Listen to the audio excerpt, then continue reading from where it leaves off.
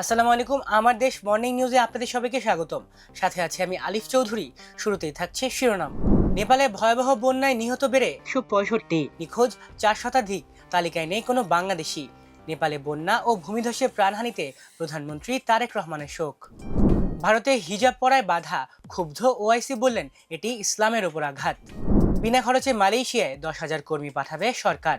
মার্কিন বিচার বিভাগ, নাসা, সিনেটে ও কেন্দ্রীয় ব্যাংকে ঢুকে পড়েছিল চীনা হ্যাকাররা। হরমুজ প্রণালীতে যুক্তরাজ্যের তেলবাহী ট্যাঙ্কারে আগুন। ত্রয়োদশ জাতীয় সংসদের তৃতীয় অধিবেশন আজ। দর্শক, শুনছিলেন শিরোনাম, এবার বিস্তারিত। নেপাল চীন সীমান্ত এলাকায় বুধবার সকালে আকস্মিক বন্যায় নিহত বেড়ে 165 জনে দাঁড়িয়েছে। এই ঘটনায় এখনো শত শত মানুষ নিখোঁজ রয়েছেন। পাশাপাশি বন্যার ঝুঁকিপূর্ণ এলাকার পরিবারগুলোকে সরিয়ে নেয়ার কাজ চলছে। নেপাল পর্যটন বোর্ডের দ্বিতীয় আপডেট বুলেটিন অনুযায়ী স্থানীয় বিভিন্ন ট্যুর ও ট্রাভেল এজেন্সির কাছ থেকে পাওয়া প্রাথমিক তথ্যের ভিত্তিতে মোট 384 জন পর্যটক ও ভ্রমণকারী নিখোঁজ বা যোগাযোগ বিচ্ছিন্ন রয়েছেন। তাদের মধ্যে 291 জন বিদেশি এবং 93 জন নেপালি নাগরিক। এজেন্সি ভিত্তিক তালিকায় সম্রাট ট্যুরস অ্যান্ড ট্রাভেলসের 71 জন যাত্রী যোগাযোগ বিচ্ছিন্ন রয়েছেন। তাদের মধ্যে 59 জন ভারতীয় এবং 12 জন নেপালি নাগরিক। ট্র্যাকার্স সোসাইটির 92 জন পর্যটক নিখোঁজ রয়েছেন। তাদের মধ্যে 77 জন বিদেশি নাগরিক যাদের জাতীয়তা এখনো নিশ্চিত হয়নি। বাকি 15 জন নেপালি নাগরিক।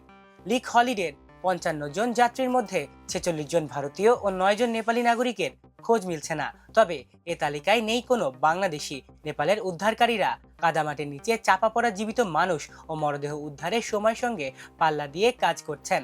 প্রধানমন্ত্রী বালেন্দ্র শাহ ত্রাণ কার্যক্রমে সরকারের সব ধরনের সম্পদ ব্যবহারের প্রতিশ্রুতি দিয়েছেন। এদিকে নেপালে আকস্মিক বন্যা ও ভূমিধসে প্রাণহানি এবং ব্যাপক ধ্বংসযজ্ঞে গভীর শোক ও উদ্বেগ প্রকাশ করেছেন বাংলাদেশের প্রধানমন্ত্রী তারেক রহমান। একই সঙ্গে এই কঠিন সময়ে নেপালের সরকার এবং জনগণের প্রতি সংহতি জানিয়ে উদ্ধার ও ত্রাণ কার্যক্রমে সম্ভাব্য সব ধরনের সহযোগিতার আশ্বাস দিয়েছে বাংলাদেশ। বুধবার রাতে সামাজিক যোগাযোগ মাধ্যমে দেয়া এক বার্তায় তিনি এই শোক ও সহযোগিতার কথা জানান। পররাষ্ট্র মন্ত্রণালয় জানায়, প্রধানমন্ত্রী তারেক রহমানের নেতৃত্বাধীন বাংলাদেশ সরকার ও জনগণ এই কঠিন সময়ে নেপাল সরকার ও দেশটির বন্ধুত্বপূর্ণ জনগণের প্রতি সংহতি প্রকাশ করছে।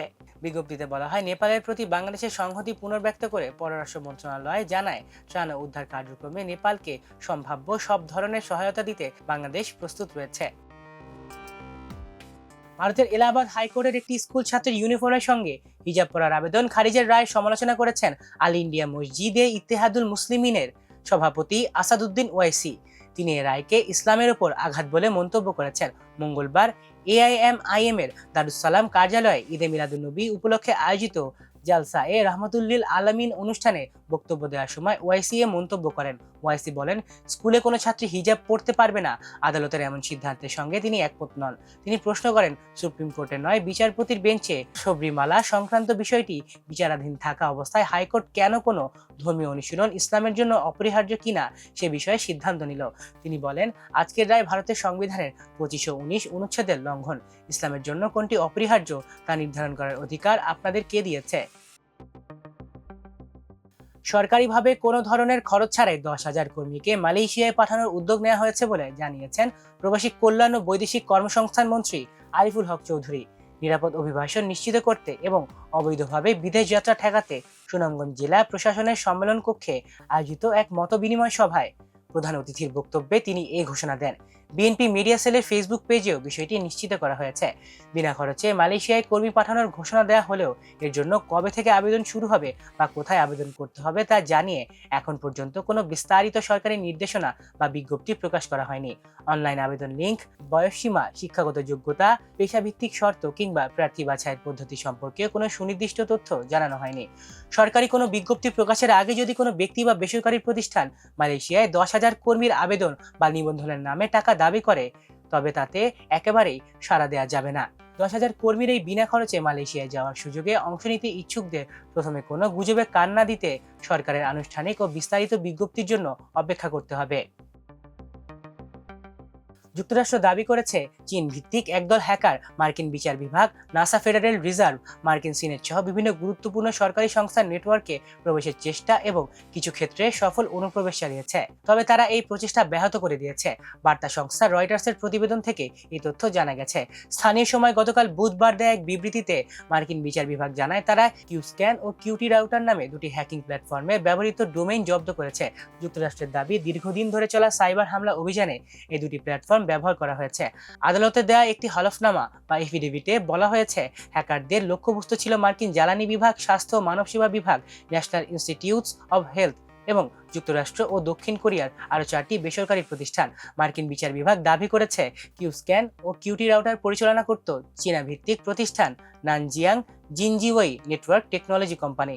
যুক্তরাষ্ট্রের দাবি, প্রতিষ্ঠানটির গ্রাহকদের মধ্যে চীনের বেসামরিক গোয়েন্দা সংস্থা মিনিস্ট্রি অব স্টেট সিকিউরিটি এবং চীনের সামরিক বাহিনী পিপলস লিবারেশন আর্মিও রয়েছে। তবে প্রতিষ্ঠানটি তাদের স্বাভাবিক কর্মঘণ্টার বাইরে পাঠানো মন্তব্যের অনুরোধে তাৎক্ষণিক কোনো জবাব দেননি। ওয়াশিংটনে চীনা দূতাবাসের এক মুখপাত্র ইমেইলে বলেছেন, মার্কিন বিচার বিভাগের বিবৃতিতে উল্লেখ করা নির্দিষ্ট বিষয়গুলো সম্পর্কে তারা অবগত নন। তবে তিনি বলেন, চীন সরকার সব ধরনের সাইবার হামলার দৃঢ় বিরোধিতা করে এবং আইন অনুযায়ী সাইবার হামলার প্রতিরোধ ও মোকাবিলা করে। হরমুজ প্রণালীতে একটি ট্যাঙ্কারে আগুন ধরে গেছে। যুক্তরাজ্যের মেরিটাইম ট্রেড অপারেশনস বা ইউকেএমটিও এ তথ্য জানিয়েছে। স্থানীয় কর্তৃপক্ষের বরাত দিয়ে ইউকেএমটিও বলেছে, ট্যাঙ্কারটিতে লাগা আগুন পরে নিভিয়ে ফেলা হয়েছে। জাহাজটির সব ক্রু নিরাপদে আছেন এবং তাদের অবস্থা নিশ্চিত করা হয়েছে। ঘটনায় এখন পর্যাপ্ত পরিবেশের উপর কোনো ক্ষতিকর প্রভাবের খবর পাওয়া যায়নি। তবে ট্যাঙ্কারটিতে আঘাত করা বস্তুটি কী ছিল সে বিষয়ে তাৎক্ষণিকভাবে কোনো তথ্য পাওয়া যায়নি। ইউকেএমটিও ঘটনাটিকে অজ্ঞাত বস্তুর আঘাত হিসেবে উল্লেখ করেছে। হরমুজ প্রণালী বিশ্বের গুরুত্বপূর্ণ জ্বালানি পরিবহনগুলোর একটি। এই সমুদ্র পথে চলাচলকারী একটি ট্যাঙ্কারে আগুন লাগার ঘটনায় জাহাজ চলাচলের নিরাপত্তা নিয়ে নতুন করে প্রশ্ন তৈরি হয়েছে। ত্রয়োদশ জাতীয় সংসদের তৃতীয় অধিবেশন আজ বৃহস্পতিবার বিকেল 3টায় শুরু হবে। জাতীয় ও রাজনৈতিকভাবে গুরুত্বপূর্ণ বিভিন্ন বিষয় নিয়ে আলোচনা হতে পারে বলে এবারের অধিবেশনকে তাৎপর্যপূর্ণ হিসেবে দেখা হচ্ছে। জাতীয় সংসদের চিফ হুইপ নুরুল ইসলাম মনি জানিয়েছেন, তৃতীয় অধিবেশনে সংসদীয় কমিটির গঠনের বিষয়টি সর্বোচ্চ অগ্রাধিকার পাবে। বিরোধী দলের পক্ষ থেকে সদস্যদের নামের তালিকা পাওয়ার পরই কমিটিগুলোর গঠন চূড়ান্ত করা হবে। তিনি জানান, অধিবেশনটি স্বাভাবিকভাবে 5 থেকে 10 দিনের মধ্যে শেষ হতে পারে। তবে প্রয়োজন হলে চলমান পরিস্থিতি বিবেচনায় অধিবেশনের সময় বাড়ানো হতে পারে। এদিকে অধিবেশনকে কেন্দ্র করে জাতীয় সংসদ ভবন ও সংলগ্ন এলাকায় নিরাপত্তা জোরদার করা হয়েছে।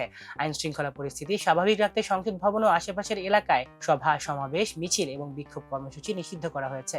প্রশাসনের পক্ষ থেকে জানানো হয়েছে, অধিবেশন চলাকালে সংসদ এলাকায় নিরাপত্তা বিধি সবাইকে মেনে চলতে হবে। কেউ আইন অমান্য করে বিশৃঙ্খলা সৃষ্টি করলে তার বিরুদ্ধে প্রচলিত আইন অনুযায়ী ব্যবস্থা নেওয়া হবে। দর্শক, এই ছিল আমার দেশ মর্নিং নিউজে। এতক্ষণ সাথে থাকার জন্য ধন্যবাদ। আল্লাহ হাফেজ।